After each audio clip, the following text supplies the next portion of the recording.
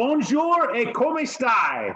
This is Ryan Olsen with the Caricature Carvers of America, and I'm here with the International Association of Woodcarvers today. Excited to be here. Good afternoon, everybody, and welcome to the International Association of Woodcarvers, where woodcarvers are helping woodcarvers. Thank you all for joining us this Saturday afternoon. This is the 19th of November, 2022, and it's the Saturday before Thanksgiving in the United States. Today on our meeting, we have a special guest with us. Mr. Ryan Olsen's coming to us. He's going to be doing a demonstration here in a few minutes. But before we get started with Ryan, I'm going to tell you a little bit about some stuff that's coming up. There's wood carving workshops that are available through Woodcarving Academy. If you want to check those out, you can go out to their website. It's woodcarvingacademy.com. There's classes that are available that's offered by the instructors. So if you're interested in signing up for the classes, you need to reach out directly to the instructor and sign up. Bob Hershey's going to be having a raccoon Santa class. It's going to be starting on December the 3rd. Janet Cordell is going to be doing a hitty doll on January the 6th. Ryan Olsen, and again, Ryan's with us today. He's going to be talking a little bit about his class. He's going to be doing flat plane characters starting on January the 14th, and we'll hear more about that here in a few minutes. And then Dave Stetson, who is on with us today, he's going to be doing a cowboy class starting February the 4th. So several opportunities there to get involved in some live classes. Again, you don't have to leave the house. You can do it right through Zoom. You get to see all the instruction that the instructor is presenting. You can go back and rewatch videos and get some one-on-one instruction from the instructors just by doing these classes. So I encourage everybody to go out and check those out. Coming up on our meetings, I wanted to remind everybody next week we'll be off. It'll be Thanksgiving weekend, so we will not have a meeting next weekend. On December the 3rd, John Overby is going to be coming on. He's going to do a demonstration on carving a Santa. December the 10th, Jared Wood's going to be on. He's been on with us in the past. He's also going to do a Santa ornament. Neil Sutherland, that's on with us today, he's going to be coming on and presenting on December the 17th. Neil's meeting will be the last one that we do for 2022. December 24th will be off for Christmas. December 31st will be off for New Year's. And so we plan on picking back up beginning of January. So just want to let everybody know that's kind of the schedule that's going to be coming up. Again, off next weekend. John Overby will be back on December the 3rd. We're excited to have Ryan Olsen on with us today. Ryan's been on with us a few times in the past. Ryan's a CCA member. Again, he's going to be having a class coming up on January the 14th. We're excited to have you on, Ryan. Before we get started with your presentation, I want to let everybody know Ryan signed this Helvey knife when we were out in Colorado at the CCA, first annual CCA meeting out there. We're going to put this knife up for auction in our meeting today. All the proceeds will go to assist in us continuing these Zoom meetings. Again, we have subscription fees that we have to pay. Helvey's been gracious enough to donate knives to us to try to keep that going. So again, this is a Helvey signature Ryan Olsen autographed Series 1 knife. It's about a 2-inch blade. You can see there.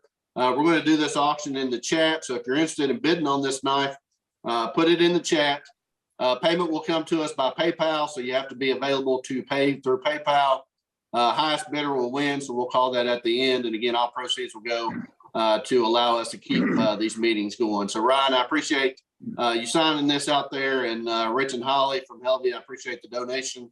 And if y'all want to go ahead and put that in the bid, we'll watch that throughout the meeting. And again, high bid will win. So Ryan, thanks for coming on with us today. We're going to go ahead and turn the meeting over to you, and look forward to hearing what you had to present for us. Well, great, Blake. Thanks for having me. All morning long, I've been telling my wife, hey, you better get some lunch made, because I'm about ready to go international. I'm going to be going live international. I'm using that term for all week to people. I'm going to be going international. So I can talk in Italian, Spanish. Buongiorno e come stai oggi a tutti? Or you tell me whatever country you're from. We'll try. I'll try to translate for you. We do have someone from Canada, so that is, and we've had some Europeans on here, Blake. We've had some. So it's really cool. And Blake, I want to tell you, it is so cool what you're doing here. And it's in one of the conversation we had about you, Blake, is how great you are at promoting the many things that wood carvers are doing out there, and keeping them in front of people and keeping people going, because there's so many great opportunities that weren't there 10 years ago for carvers that are getting going. I mean, a carver these days that gets into it has so many opportunities to learn from. I don't know how to. So many different areas. So anyway, thanks for everything that you're doing. Thanks, Ryan. So today we've got kind of a fun project. You know, for me, nothing says flat plane like a gladiator. I was trying to think of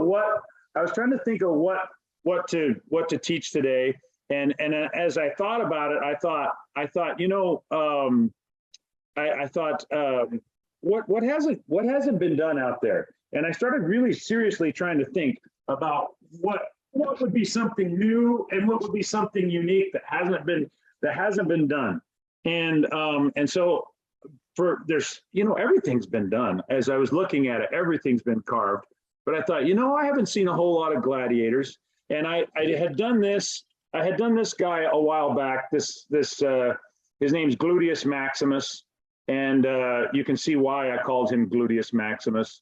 And I had so much fun with him doing kind of a gladiator carving. I thought it would be fun to do a simple kind of a flat plane gladiator. And so I started toying around with it, looking at some books and thinking what would be a way to create a carving that would be fairly simple to do and that would be fun to do. And so a few things in the creation of it, I thought, well, let's leave the eyes out so we don't have to stress about carving eyes, because that stresses so many people out.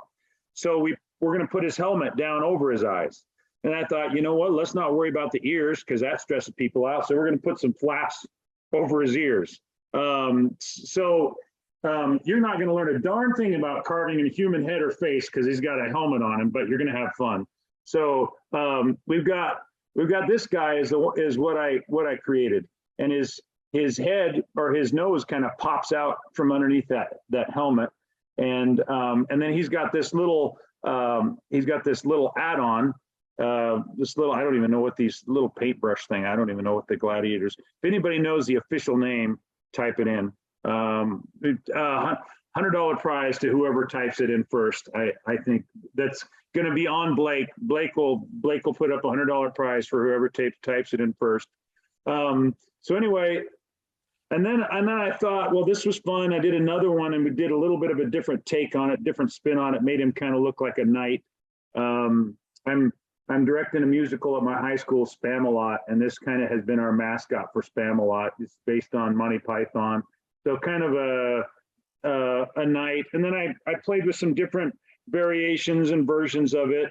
And my hope is that you guys will, after today, that you'll take it and you can play with some different variations and some different versions on it and then share with us. You know, I did one with ears, and I didn't really like it. His ears kind of stuck out from behind this lighting. Here, put it down here, Dave. I stuck his ear flaps out from behind his ears out from behind the flaps. So some different ideas and different approaches, but this is kind of the guy that I settled on, and this is the guy that we're going to be doing today, and we're going to be doing them all with a knife. And which is fun, you know. People say, well, why do you do projects with just a knife? Why do you? And my thought is, well, why do hunters go black powder hunting? Why does a hunter like to go shoot an animal with a bow and arrow? It's another challenge. It's fun. It's, for me, when it's just me and the knife, it's exciting because it's very simple, and I don't have it. I sit here at the kitchen counter with a block of wood, and I can sit here and talk to the kids and carve and not have to stress about having a whole bunch of tools. And then at the end, I just yell at my kids to sweep up all the chips, and everyone's happy. Everything's good. So I'm going to be carving this with the exact same knife today that you were auctioning off. This is the Helvey, and I got this knife a long time ago, and gosh, I've been carving with this knife for 8 or 10 years or something like that. So anyway, it's a great knife. So that's what we're carving with.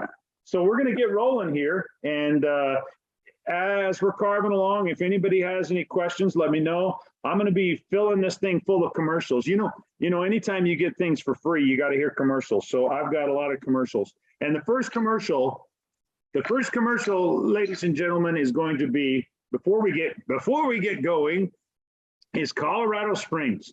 If you didn't get out there to Colorado Springs last September, oh my word, you've got to put that on your calendar because it is the place to be.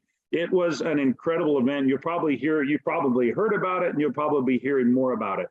What an amazing event it was, and we had a blast. I had no idea how cool of a place Colorado Springs is. It's right there at the base of Pikes Peak, and there are so many things. Blake, what was the name of that garden that you went to? The Garden of the Gods. The Garden of the Gods. I mean, just the title, The Garden of the Gods. I mean, it was amazing. And Colorado Springs was a lot of fun. We had our competition. As some of you might know, I was the competition chairman last year, and our competition was just knocked it out of the park. Matter of fact, if you didn't see it, Blake went live from Colorado Springs. You can go back to one of these and see it, and you can go through and see all the competition pieces.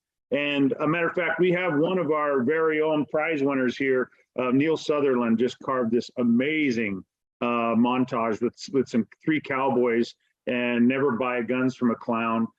If you haven't seen that carving, you need to go to the CCA website, Caricature Carvers of America, and you can find all of the winners through the competition.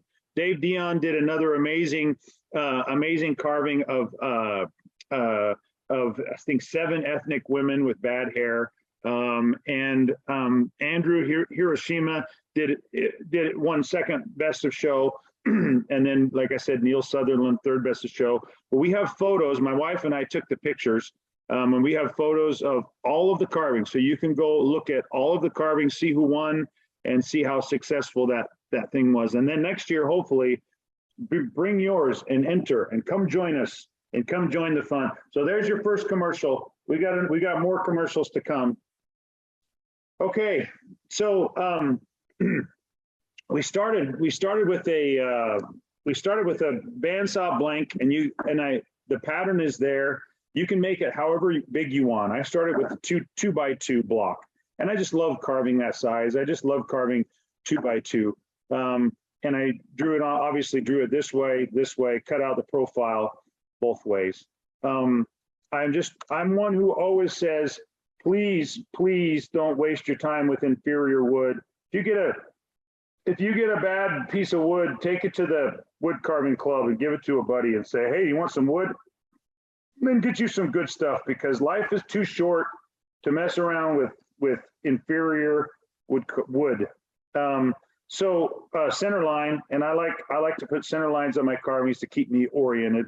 And then we're gonna just work on knocking these corners off a little bit. And so what I'm going to do is I'm going to divide from this nose area to 3 equal parts. So I'm probably going to go about here and about here, and to leave that nose right there. So I'm going to 3 equal parts, and then I'm going to go from here to here, and let's divide it into 3 equal parts as well. So here and here on the side. And then I'm going to go on this side, I'm going to divide this into 3 equal parts, here and here. It doesn't have to be exactly equal, but just to give me an idea. Okay, and then I'm going to knock off this corner right here. And I'm going to just use a push cut.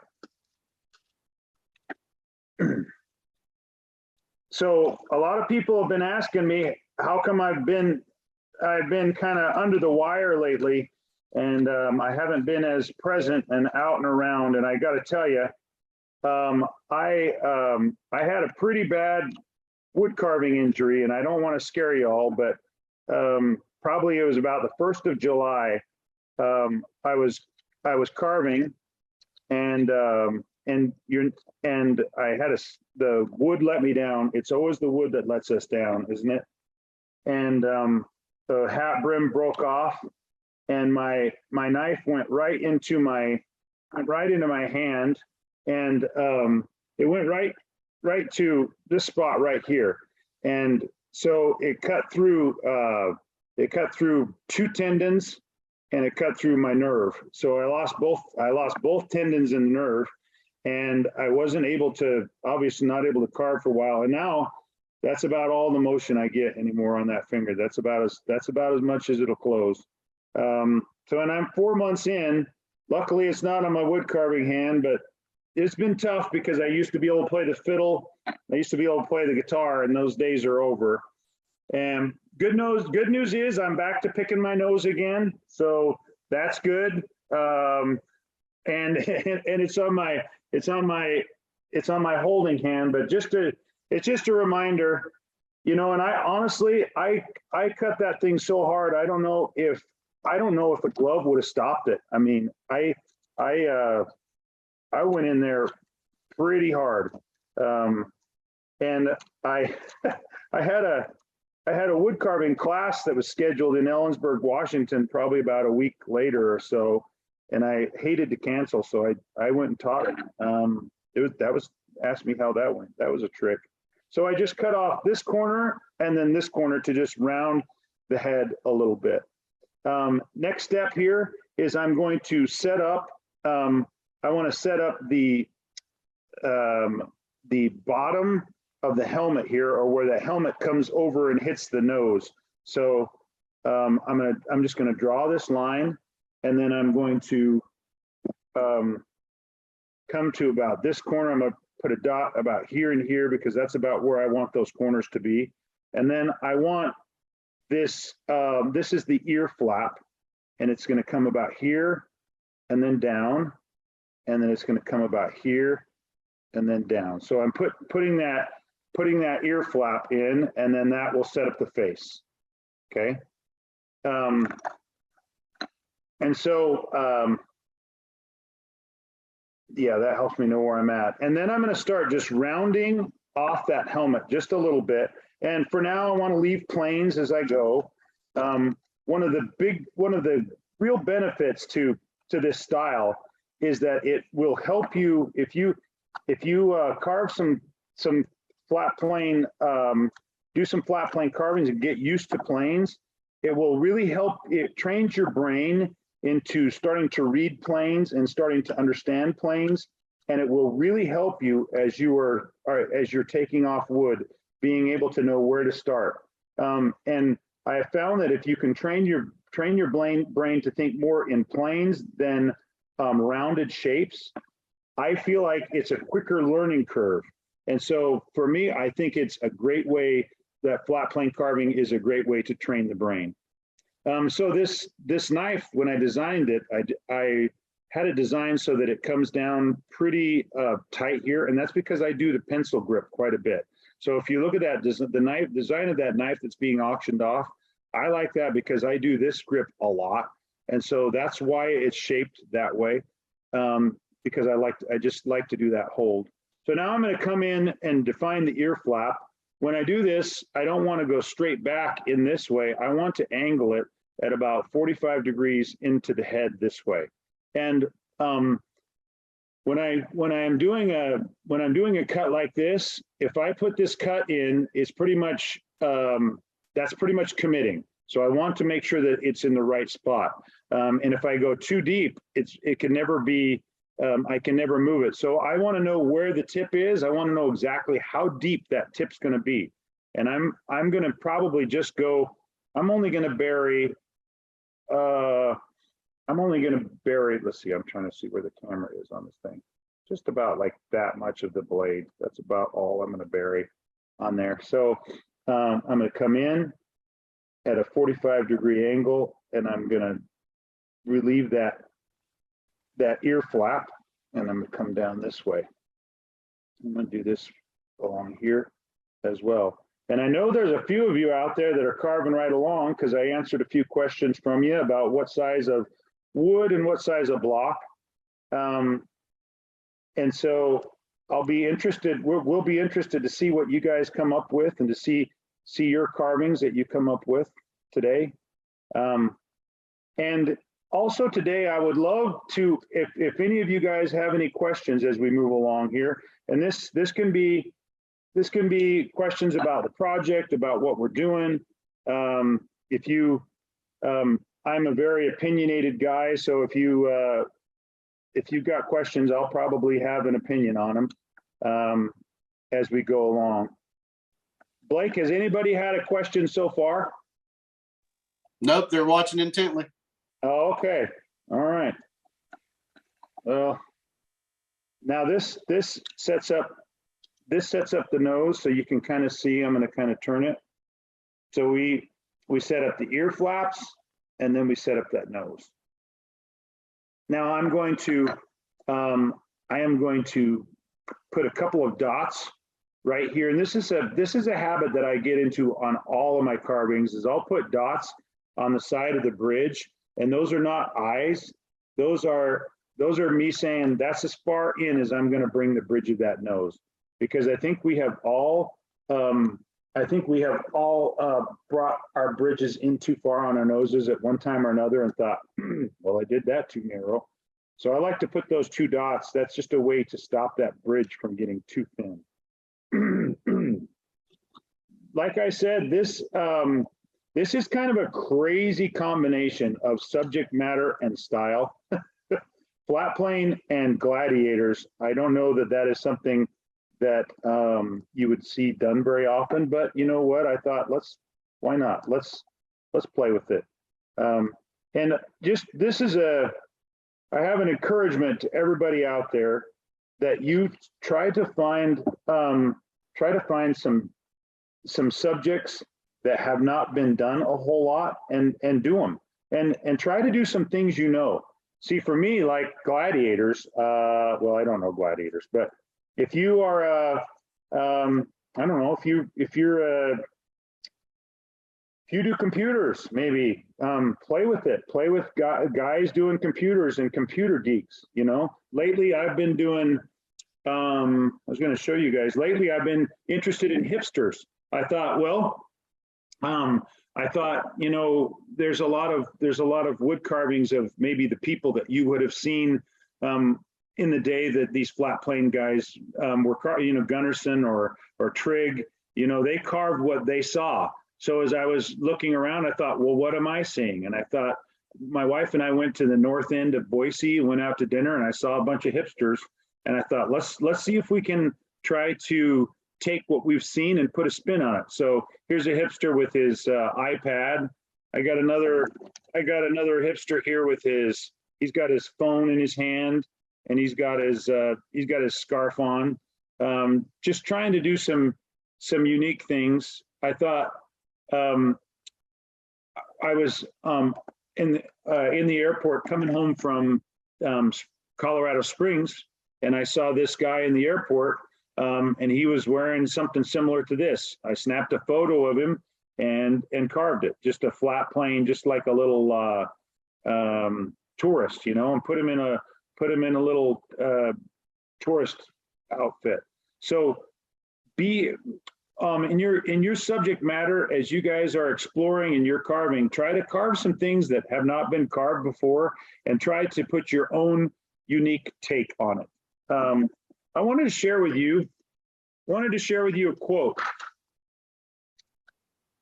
Okay. This is a quote by, let's see, just a second here. Oh yeah, here we go. The chief enemy to creativity is good sense. That was Pablo Picasso.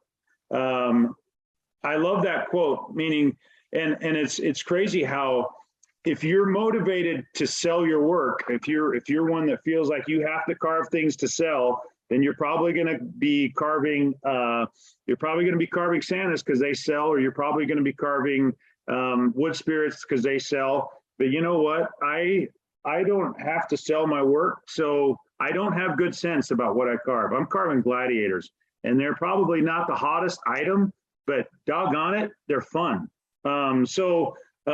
Sometimes as an artist, you got to throw your, unless you want to do it professionally, us amateurs here, which I think we most of us are, we get to carve whatever we want. I have one more quote for you.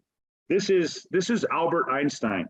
He says that creativity is intelligence having fun. I love that quote. And I would just say to everybody out there, push your creativity and don't underestimate what being creative can do for your own joy in carving. Try to carve things that are different and unique and creative. Okay, so you can kind of see I'm getting that nose to stick out a little bit here. Any questions from the group, Blake, or anybody that wants to pop on and ask a question? Nothing in the chat right now, Ryan. I'll just remind everybody about bidding on the knife. It's in the chat if you're interested. You're a quiet group. Yeah, go ahead.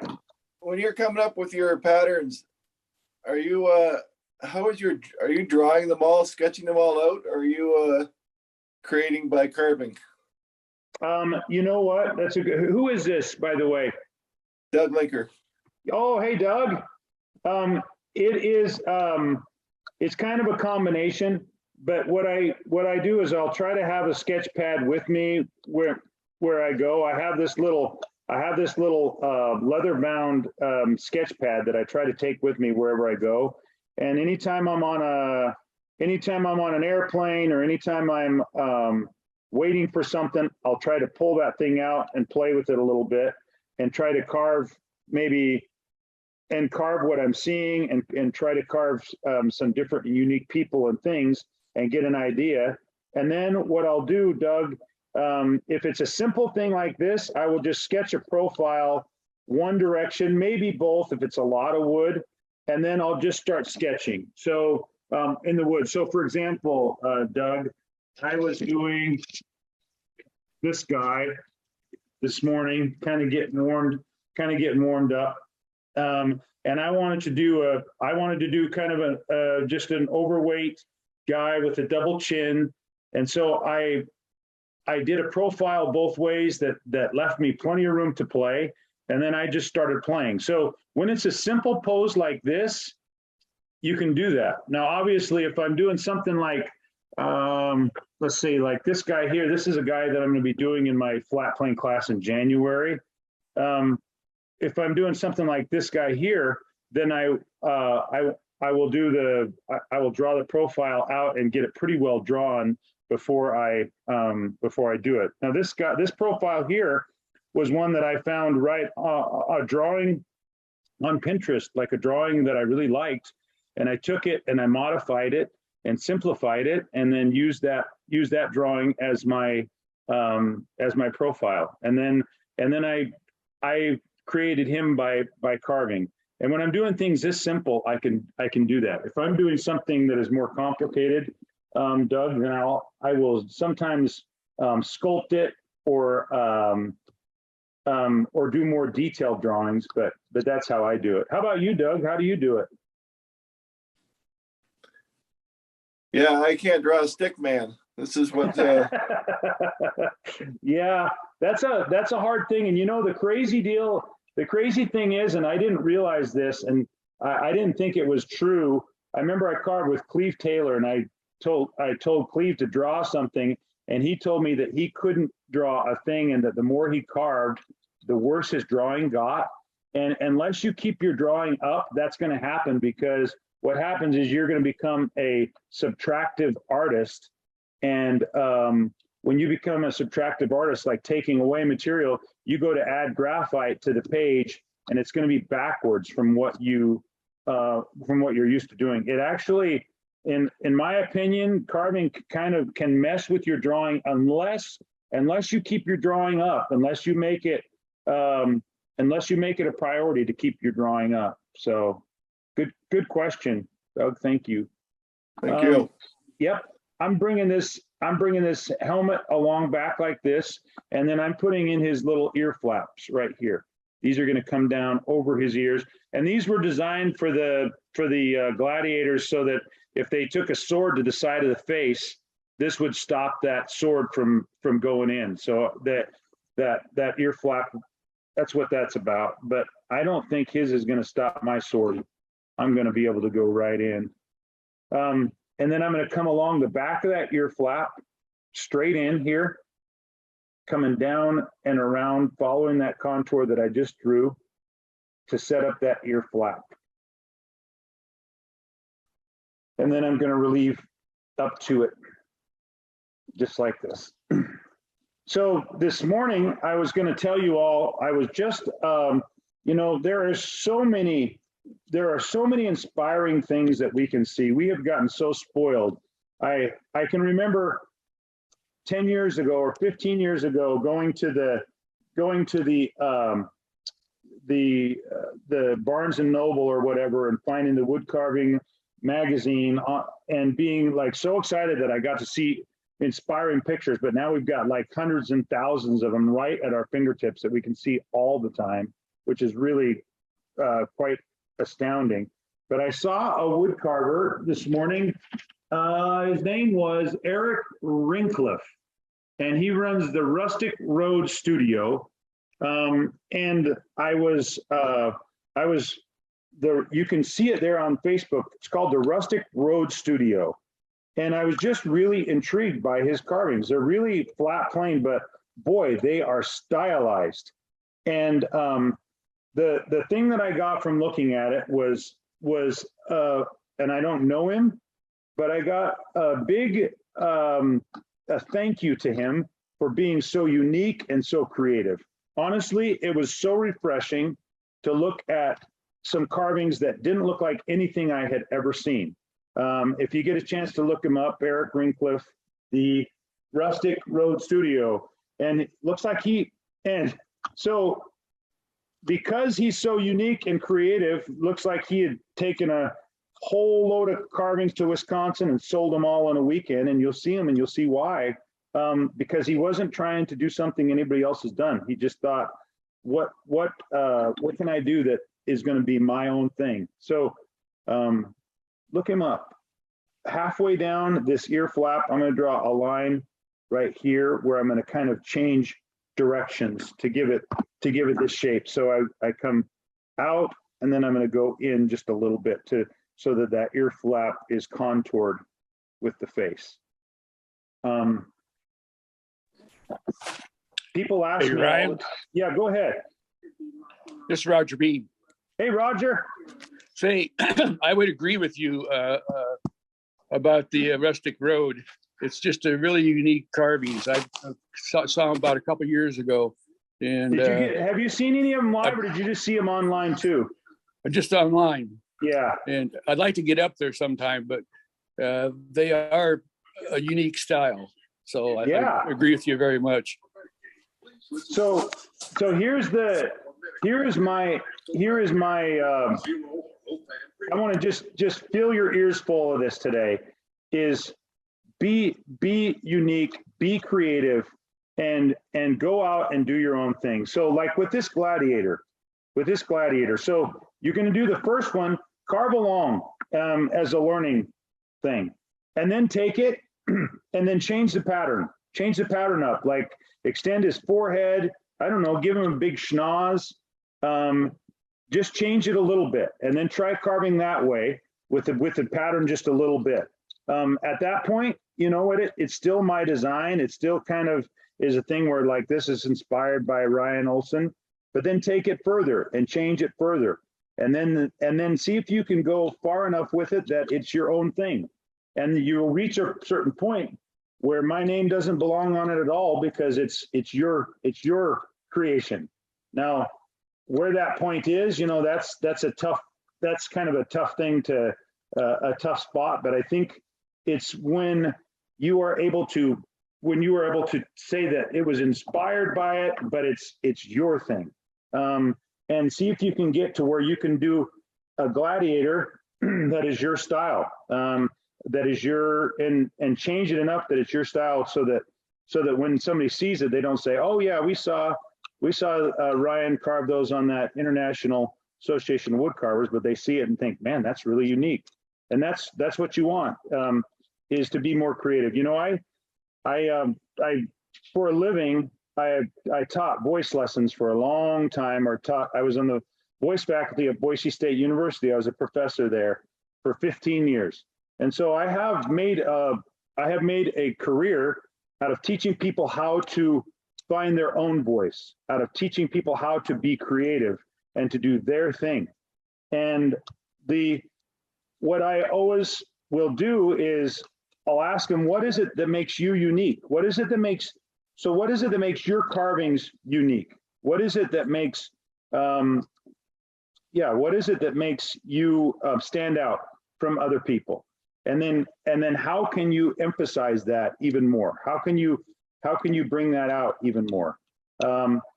And I think a lot of you can just kind of answer that already. You know, maybe you're a detail-oriented person, and maybe you can do the tedium, and you can get in and do details like nobody else can. Maybe you understand movement, and you can design a piece with incredible movement. Maybe you are impulsive and you can do this jagged style that is, maybe you're very emotional and you can do a carving that is going to be that's going to evoke that. So figure out who you are and then try to put that into your wood carving. I got another quote for you. Let's see, where is it here?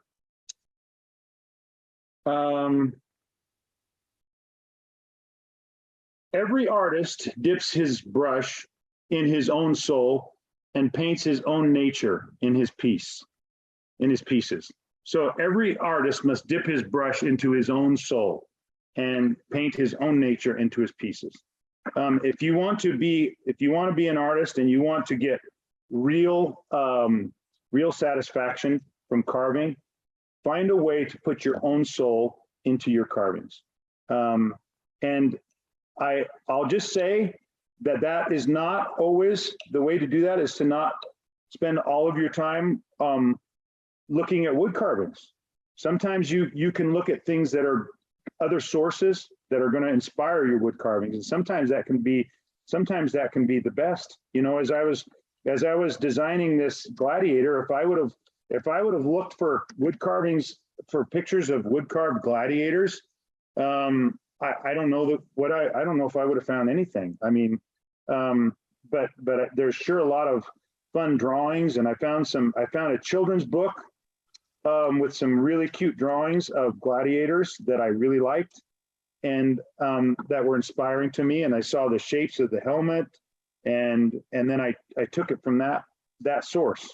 And then with my carving style, these big cuts and these big cuts, and trying to say with more with less, for me, that's just kind of fitting the way I am right now. And so trying to put my style into it.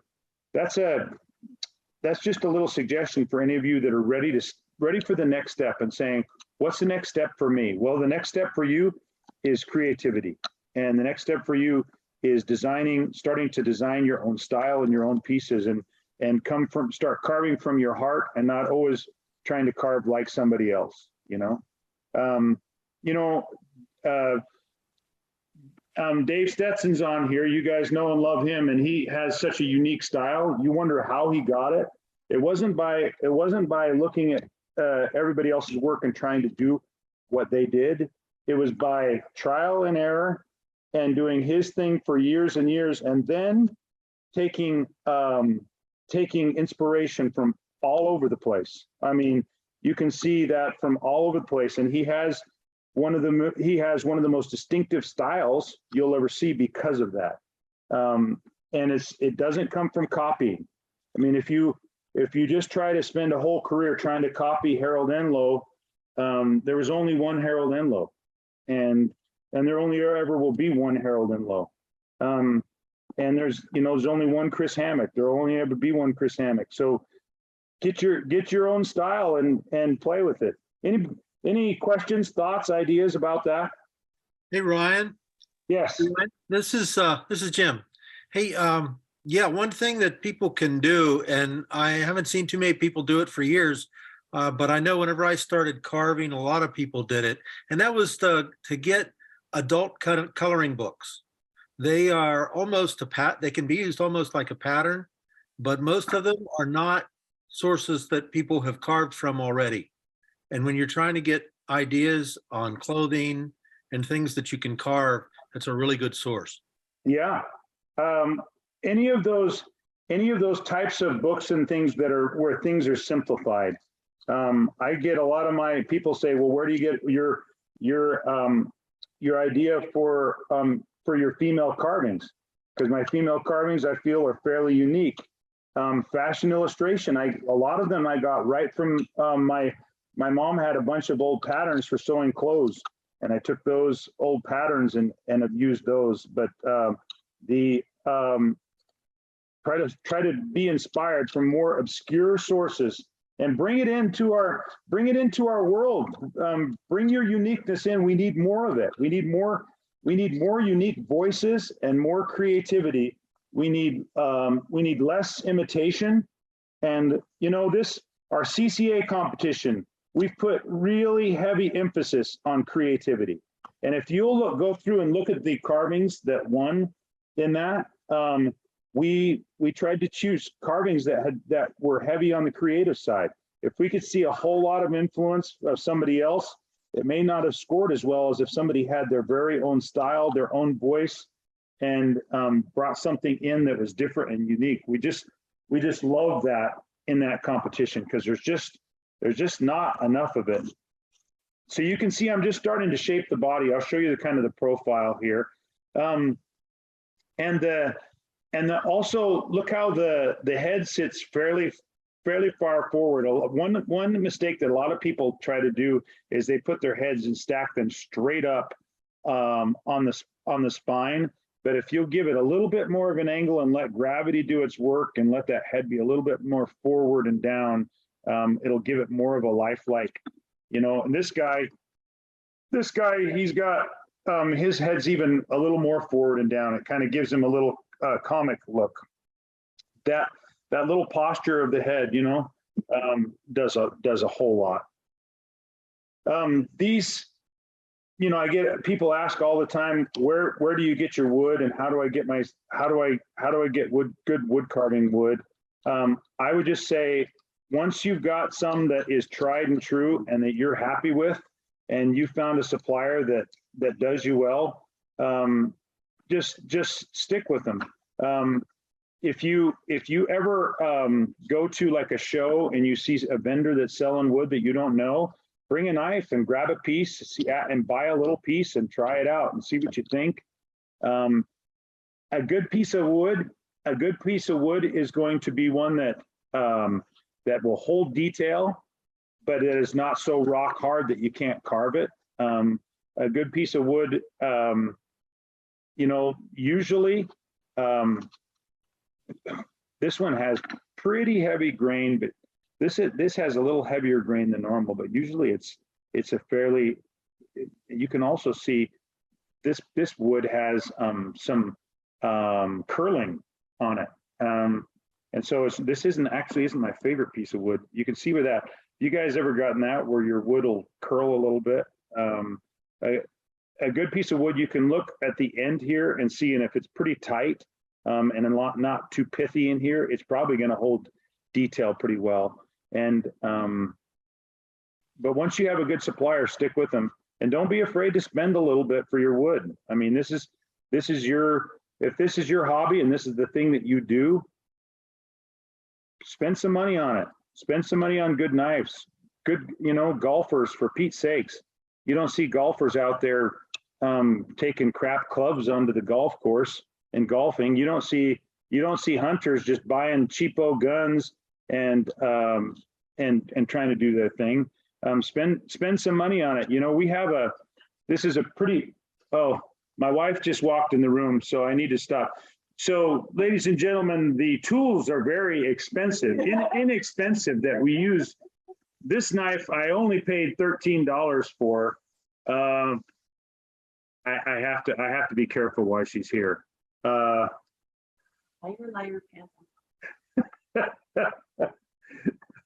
told this to people before, and when she's not here, I'm going to tell you how to sneak tools into the house.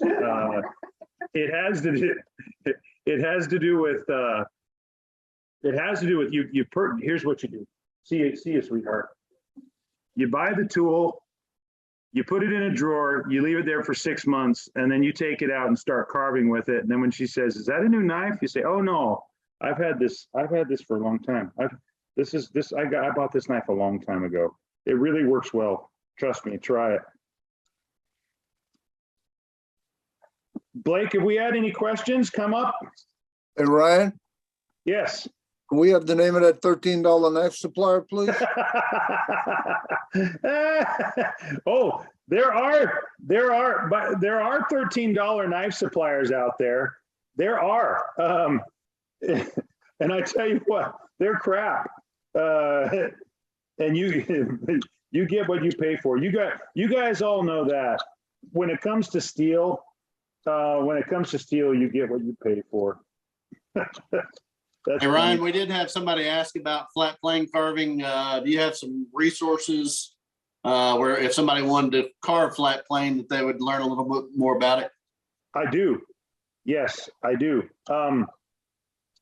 So as far as books, if you're one that likes to learn from books, you know, Harley Refsel is just a huge champion. He's just a champion of flat plane carving and understands the style, understands the history of it. And he's put out some really great books on flat plane carving. I've got a bunch of those that I love to look at. Harley Refsel,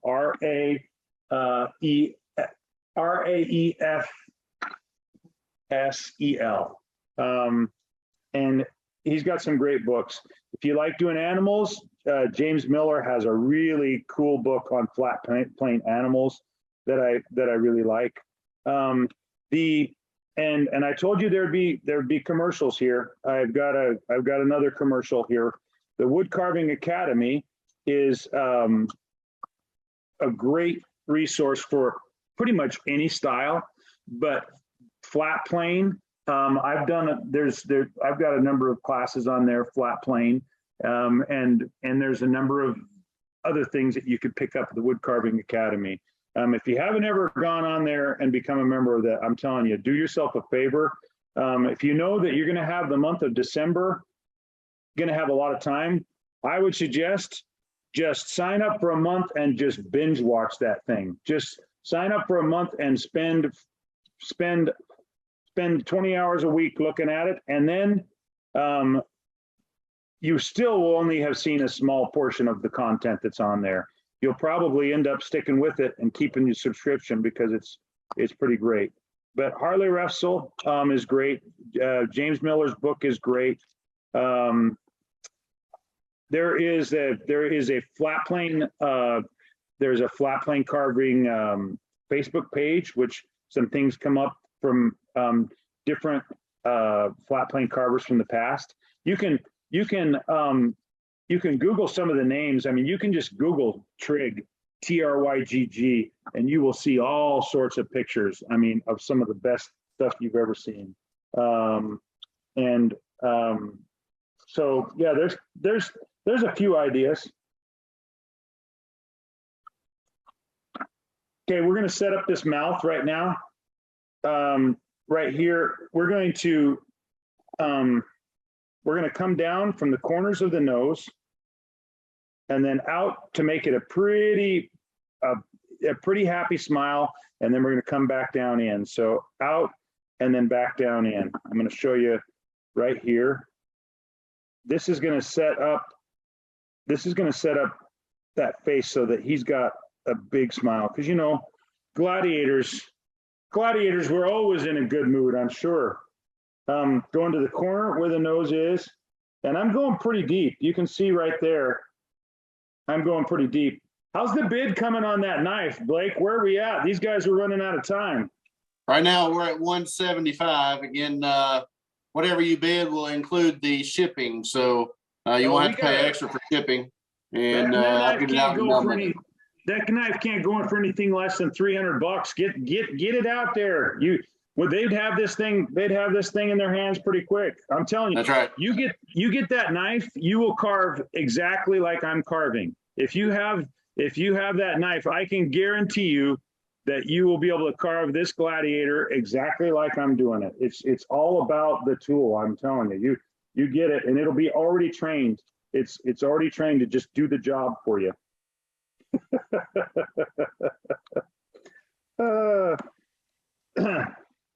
So yeah, since nobody asked, and my favorite thing to talk about is myself. I'm going to talk about myself anyway. I got into carving probably about it was about 30 years ago, and I started carving on the road because I was singing professional opera, and so I was in motel rooms quite a bit in cities, and I could get myself into lots of trouble. So I got into just carving in the motel room, and I just take the sheet out and put it on the floor, and I'd carve wherever I went. And I started carving the characters that I was singing. So if I was singing one of the heroes, I'd carve like a heroic character. If I was singing anyway, I just started carving the characters that I was singing. I still have them. Actually, my mom has them. I gave them all to my mom because she was the one that was helping to fund my opera habit, as I was a, quote, professional opera singer, unquote, and you all know how that goes. And really got into that. And then, but currently I teach high school choir, and I absolutely love my job. And, you know, there have been times when I thought, I've gone on the road and taught wood carving and thought, man, that would be so fun to do it all the time. But I tell you what, teaching these high school choir kids has been so much fun. And I love it. And you know, this year I taught more on the road wood carving than I've ever taught in my life. And by about my 6th venue, I was absolutely exhausted. I came home, unpacked my bag, and told Amy, I said, I'm slowing down. I'm not going to travel that much, because it was, I have had no idea how exhausting it would be. And so this year I am doing probably, let's see, I think I'm going to be doing my online seminar in January, which is, it's going to be January, what is it? January 14th is when it starts. And that's through the Woodcarving Academy. If you're interested in that, you can just email me at ryanscaricatures@gmail.com, ryanscaricatures@gmail.com, or you can go to, if you want to, you can go to the Woodcarving Academy and find me that way. And also Blake is going to post a link there. The class is $95, and it is 2 weekends, total of 8 hours instruction.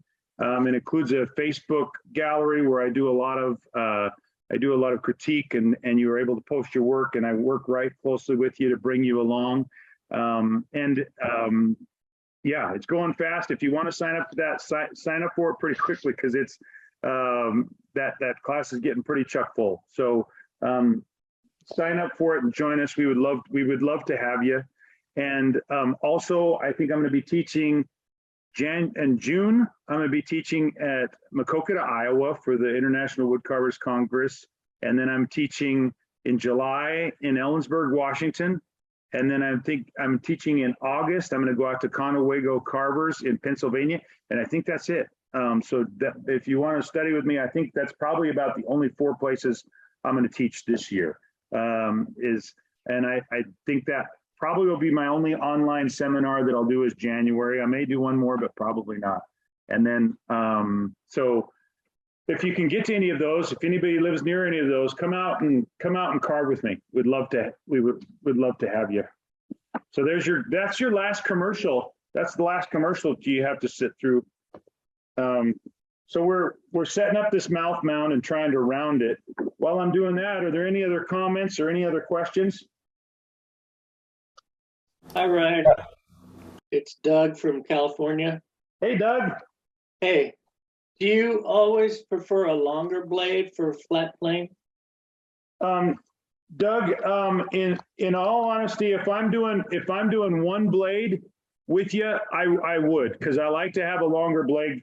For example, Doug, if I'm doing this section right across here, I like the ability to just come across and bring that knife across and do one hole and get that flat block there. That's why I like that longer blade. I can even do it right here and just come up and square off this entire side right here with this long blade. And then I can also get the detail with this longer blade because, you know, I can choke up, I can get in there. So I like that 2-inch blade, but you know, I will sometimes have a shorter blade available too. If I'm doing detail and I get tired of holding that longer blade, sometimes I'll hold a shorter blade, but I would say 75–80% of the time I'm going to use this long blade. Does that answer your question? Yes, thank you. Yeah, Never thank a you. gouge? Never a gouge? Well, no, I use gouges all the time, man. But like this right now, like I said, for me, this is my black powder hunting. This is where I want to see what I can do with just a knife. And is it breaking rules to use a gouge? I don't think so. But for this style and for this presentation, I'm using just a knife. But I've got gouges and I use them all the time. So, but when I'm teaching these flat plane classes that I'm doing, we're going to do everything with a knife. So all you'll need is a knife. That's all you'll need for the class, a knife and some wood. And I'll send you the patterns and so that you can just go from there. I'm going to put the wings of his nose on right now. I'm going to go up just a little bit and bring it out and up. I'm going to show you kind of what I did right there to bring that wing of the nose. Okay, and then I'm going to do the same thing on the other side. Just going to come right along here, set it in here, and then just roll that up to make the wing of that nose, just like this.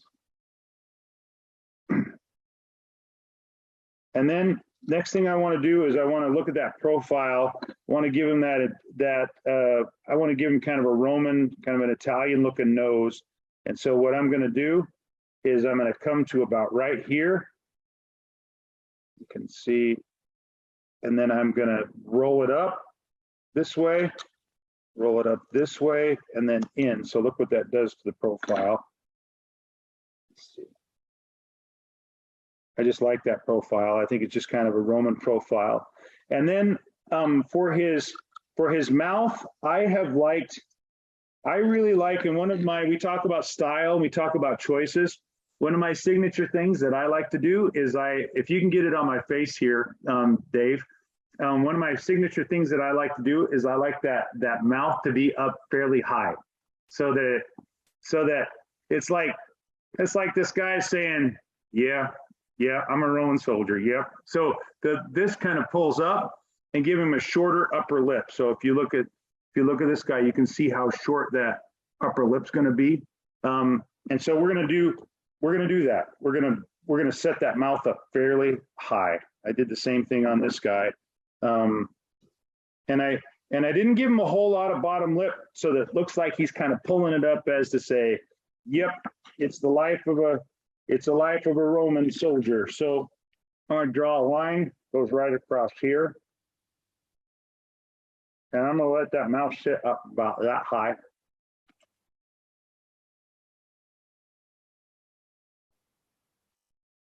And if any of you guys want one of these as a go by, want to buy one of these as a go by, you can also email me, let me know. I can't do too many of them. Last year when I did this, I did some hunters, and I think probably sold about 10 or 15 of those. And I thought, oh, I'm not going to do that again. Because by the time I was carving my last hunter, I thought I can't carve another one of those. But I'll carve a few of them for you. If you want me to carve you up a go by and I'll paint it and sign it for you, just email me. We'll let you know. I'll let you know details about that. There. So I'm bringing that mouth up fairly high, kind of lifting it.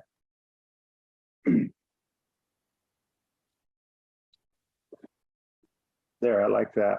So now we've got a nice mouth profile. We've set up his ear flaps. We've set up at that point, it's mostly going to just be about getting the details and just going through and cleaning up. I also gave him kind of a double chin, which is another thing that I like to do. I like to do double chins. This lady is probably one. This is one that I'm going to be doing in the flat plane class. Look how she's got that chin just hanging down, almost a goiter. And I just like that look. I like the look of a chin that kind of hangs down. Even this guy is going to be this guy is going to be, whether it's this size or smaller. Let's get on the computer here, and it may be a little smaller. Can you see that, Dave? There you go. It may be a little smaller, the one we do in the class, but this guy is going to be one that we're going to do, and you see his chin really kind of hangs down as well. As we get older, that chin can kind of just hang down, and that's been one of the things that I like to do is leave some chins on these guys. So now I wanted to talk about this little, did anybody do any research and figure out what this thing's called? I should have done my research and figure out what this little head scrubber, and I don't know what it's for. Maybe they took it off to scrub their boots. Who knows why a Roman would wear one of those things. But I'm going to kind of show you how to carve that. If you know the name of it, type it in, and like I said, Dave or Blake will give you $100 cash. He'll just send it to you in the mail. Somebody said crest and somebody said helmet plume. And everybody else said I'm broke, so no. So there you go, Blake. So there's $200. They're probably both right. So I know it's bad news, but you're gonna have to send it out to both of them. Just send them cash if you would. Yeah, I'm pretty sure that it's called a fuller. A what? Fuller. From the fuller? Fuller Brush Company. Okay. So I'm carving this. This is one that would be easier to do probably with other tools. But I'm doing this with a knife just to stay consistent here. And just a second. Wait. My wife just left me this note. She said, I'm going out to find a $13 knife. I'll be back soon. Yeah, where are you? She's going shopping. Oh boy. What does that mean, honey? I'm a dead man, everybody. Well, she's gonna buy some $6 shoes. That's right. She's going, oh, $6 shoes. That's right. Oh, I'm in trouble. And it's Ryan, my wife said they're on Amazon. Oh boy. And it's almost Thanksgiving time. So you guys know Christmas is around the corner. You know, we're all in trouble. Oh boy. Oh boy. Got to sell a lot of gladiators, Ryan. That's true. Oh, because they're hot items, baby. Everybody wants a Roman gladiator. You set these on the table, and everybody's just going to be like, you know, in 2023, it's the year of the gladiators and interior decorating, and more specifically, the year of the flat plane gladiator. But you know, that's what I love about being an amateur wood carver, is that I can carve whatever the heck I want, however I want. And nobody can change my mind. My favorite composer, his name's Charles Ives, and Charles Ives' philosophy was that he wanted to be an insurance salesman, so that he would have something to write about. So that his idea was that if he sold insurance, that he would have a life story to compose about. And when he wrote his music, it would be more pure because he wouldn't be in the industry that was that, you know, we talked about, I read you that quote about how how good sense can ruin artistry. And it really can. When you have to, any of you that have tried to make a living wood carving, you'll agree with me that there's no way that you can stay 100% creative if you're having to make a living at it. There is some, I mean, unless you're just a fine artist that is so wildly creative that everybody's buying your stuff. But for the most part, you got to carve what's going to sell. So I carved this little down to a circle here. And then I'm going to take, in flat plane carving, you never want to use power tools because you want to stay perfectly pure to the style. So I'm going to use a hand drill here. This is just completely run by hand. And I'm going to go down into the head, just spinning it. It's like the woodwright shop all up in here. And then I'm going to put this plume down in there, and to give this some texture, I'm just going to come this way and in, this way and in to make it look like a brush, and just go along it this way. And then to get rid of the tool markings or the bandsaw markings at the top. Let's see. Am I still working here? Yeah, you're good, Ryan. Did I freeze up, Blake, or am I still okay here? No, you're good. Okay, good. I'm going to come along here and just give it some texture and some depth by doing this on this end, and to get rid of the, oh, yeah.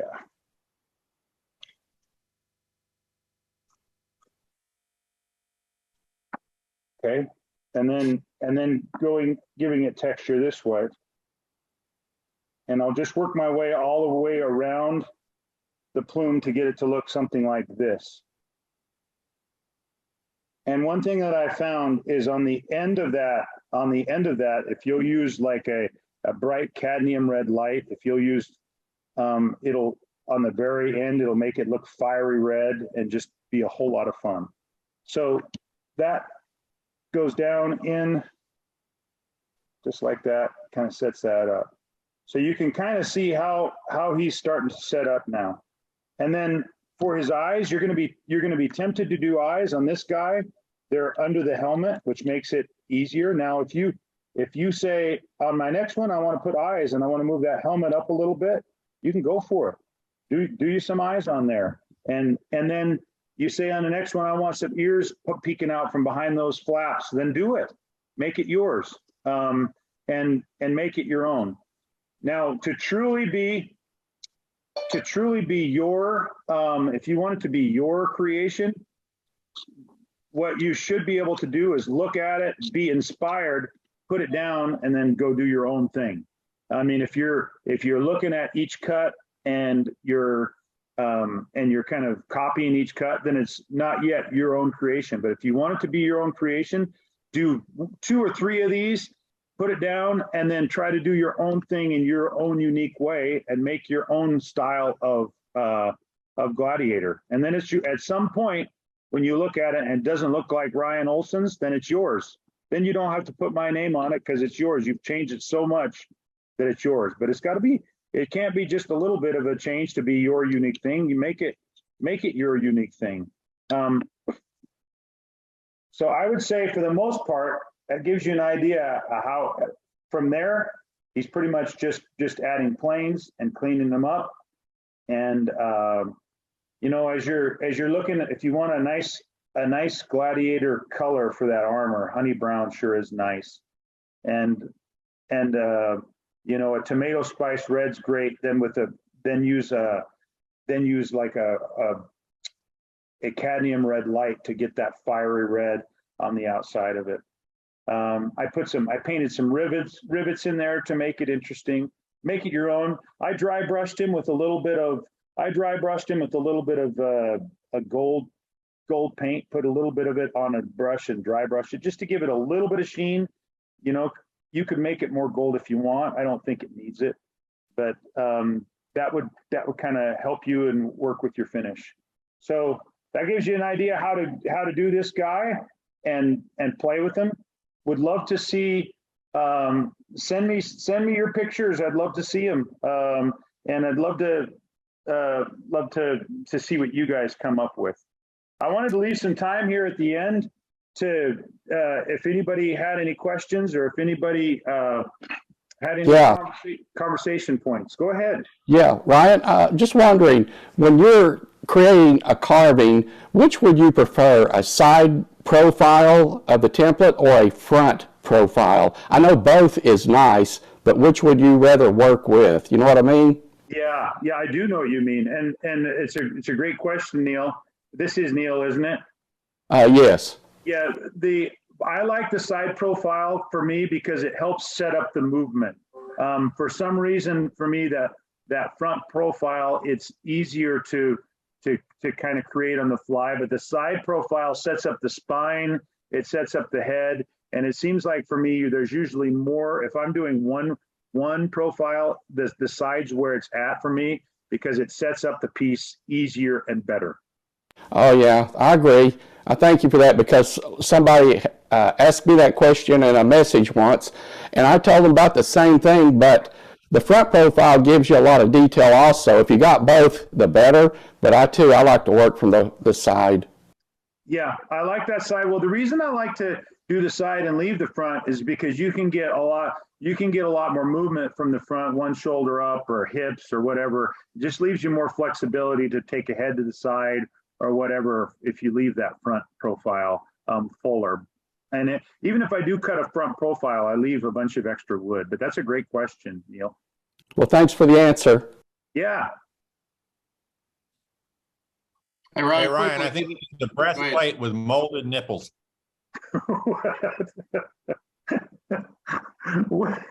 This is an international carving show, Dave. You can't say the word nipples on an international show. Oh, we're not allowed to have nipples? No.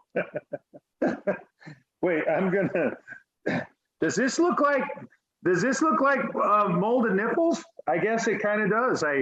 Yeah. No, I just suggest he needs that. Oh, he needs that. A molded breastplate. Oh, molded. Oh, you know what? I see what you're saying. I did that on this guy, kind of like a Maximus inspired, you know. Yeah, those molded breastplate. I see what you're talking about. Yeah, and I did that on my gluteus maximus carving too, but it was so small it didn't cover his gut, you know. But they did that. Yeah.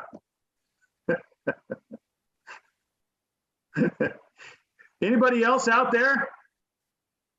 Did anybody make it to the end of the show, Blake? Did everybody leave by the end? Yeah, we have like 3 people left, right? Any other questions for Ryan today? Where's the bid? Where did our bid end up, Blake? So we're at $250 at this point. Oh man, you guys got to get this up to $300. I know there's some of you deep pocket people. Who's got this thing right now? Let's get a bidding war. Who's got this thing right now? Right now it's at Bud Adams. Bud Adams, we got a $250 bid. Got a $250 bid. One to 300. One to 300. Bud Adams got a $250 bid. Looking for 300. Who's going to go 275? 275. 275. We're still at 250. Bud Adams is. You're going to let Bud Adams get this knife for $250? Okay. Well, when does the auction close, Blake? I want to close it here in a few minutes, but I'll give them a little more time to bid if they want to. Yeah, well, this has my signature, guys, which is worth absolutely nothing. But the knife itself probably worth about $300. All right, Ryan. Remind them again how they can sign up for your class one more time. Okay, so would love to have you in my class, and And so I'm going to be talking about the design process, how I design these carvings, you know, like this, we're going to be talking about this hunter here. I kept him fairly simple. Again, his hat's coming over his eyes. If you're intimidated by carving eyes, you will have opportunity to carve eyes, but on this guy, we're doing them without him. You can see this bust that kind of where I started and inspired. That hat comes down over those eyes, which keeps it simple. I talk about how I design it. I talk about finishing, talk about how we do the gun. And we go into all of that. And then I talk about some of the flat plane theory and some of my favorite flat plane wood carvers, talk about finishes. And it's 8 hours. And it also, yeah, we get you on a Facebook page where we can chat, and I give you great feedback. $95. Just email me. I'm gonna write my email address right here on this sheet of paper. It's Ryan's Caricatures at gmail.com. So Ryan's Caricatures at gmail.com. You can email me, and then we PayPal you and get you in there. Are there any questions about Woodcarving Academy or about any of those online classes?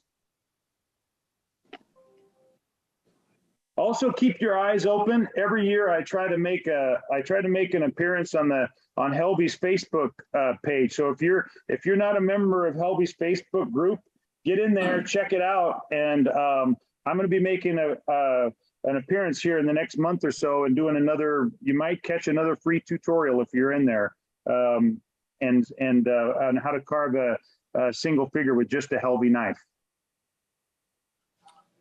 All right, Ryan, we're at 20 after. I'll go ahead and call the bid. Right now, we're at $250. So I appreciate everyone participating in that. Bud Adams, if you'll stay on after the meeting, I'll get your information. Ryan, I just want to say thank you for coming on again today. You've always been a big support of ours. We appreciate everything that you've shared and all the free demonstration and instruction that you give out. It benefits everybody, so I appreciate that. Guys, I've taken several of Ryan's classes. If you get a chance to take this class, you need to try it. Go out, sign up with him, and take it. You'll be very, very happy that you did. I want to remind you all that we will not have a meeting next Saturday. We're off for Thanksgiving. We'll be coming back on December the 3rd. John Overby will be on the 3rd. And again, Ryan Olsen's class is January the 14th, so you have time to sign up for that. Make sure you get out and do that. Just want to say thanks, everybody, for coming on. Happy Thanksgiving for those of you who are in the United States. Hope you have a great weekend next weekend. And we'll see you all back here on December the 3rd. Thank you all for joining us today with the International Association of Woodcarvers. Thank you.